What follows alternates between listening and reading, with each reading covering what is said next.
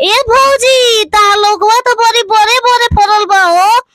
संतोष पागल के मेहरारू ना हई। नमस्कार, मेरा नाम संतोष है। आप देखना शुरू कर चुके हैं संतोष निदर्दी फैन यूट्यूब चैनल। दोस्तों, सोशल मीडिया पर जब भी कुछ वायरल होता है उस वायरल टॉपिक पे भोजपुरी इंडस्ट्री में गीत बना दिया जाता है। बताओ दोस्तों कि हाल ही में एक वीडियो वायरल हुआ था संतोष पागल। बताओ दोस्तों कि संतोष पागल पर भोजपुरी में तमाम तरीके के गाने इन दिनों सोशल मीडिया पर वायरल हो रहे हैं और तमाम तरीके के गाने लोग बनाकर खूब गा रहे हैं और खूब सुर्खियाँ बिटोर रहे हैं। बताओ दोस्तों कि इन दिनों एक नेहा सिंह पगली का गीत काफ़ी तेज़ी से वायरल हो रहा है, संतोष पागल के मेहरारू ना है। दोस्तों, पूरी गीत आप सबों को सुनाएंगे। इससे पहले आप सब हमारे चैनल पर पहली बार आए हैं, चैनल को सब्सक्राइब कर ले। फेसबुक पेज पे देख रहे हैं तो पेज को फॉलो कर ले ताकि सारी अपडेट आप सबों को मिलता रहेगा।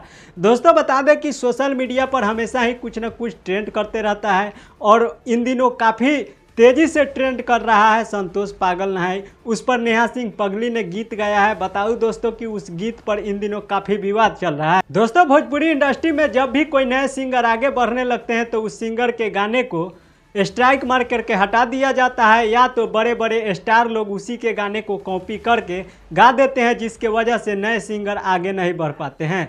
इन दिनों नेहा सिंह पगली का गीत काफ़ी तेज़ी से वायरल हो रहा है। हमें उम्मीद है कि नेहा सिंह पगली का गीत आप सबों को बेहद पसंद आएगा। उनके गीतों को सोशल मीडिया के से स्ट्राइक मार करके हटा दिया गया है, फिर भी वह गीत फिर से आकांक्षा म्यूजिक के चैनल पर रिलीज कर दिया गया है, तो आप सब उनके गाने को सुन सकते हैं। फिलहाल मैं आप सबों को एक गीत सुनाता हूं उनके आवाज़ में। आप सब कमेंट करके बताइएगा कि ये गीत आप सबों को कैसा लगा।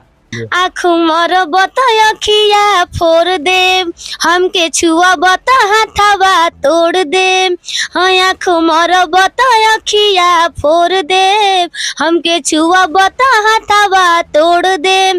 अरे सुना ये बाबू हो खाना बेकाबू, हम औरत बाजारू ना हई। ए भौजी ता लोगवा तो बड़ी बड़े बड़े फरल बा हो। अरे नतिया लौकवा फरल बा, बताई तरह मन कुछ अलग ऐसे ही था। हम सब बुझतानी कि तू का कहे के चाहता रह। हम सब बुझतानी, हम संतोष पागल के मेहरारू नहीं। संतोष पागल के मेहरारू ना हई। संतोष पागल के मेहरारू ना हई। तो दोस्तों, नेहा सिंह पगली की आवाज़ में एक गीत आप सबों को कैसा लगा? जैसा भी लगा हो नीचे दिए गए कमेंट बॉक्स में हमें ज़रूर बताएं।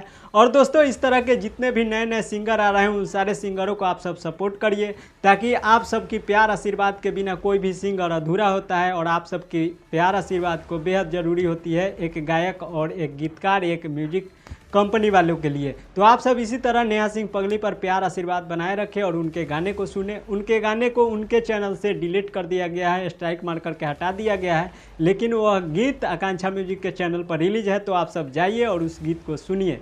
फिलहाल ये गीत आप सबों को कैसा लगा नीचे दिए गए कमेंट बॉक्स में हमें ज़रूर बताएं। इस वीडियो को यहीं समाप्त करते हैं, मिलते हैं अगले वीडियो के साथ। बाय बाय, टाटा, स्वस्थ रहें, मस्त रहें, अपने काम में व्यस्त रहें। Thank you so much.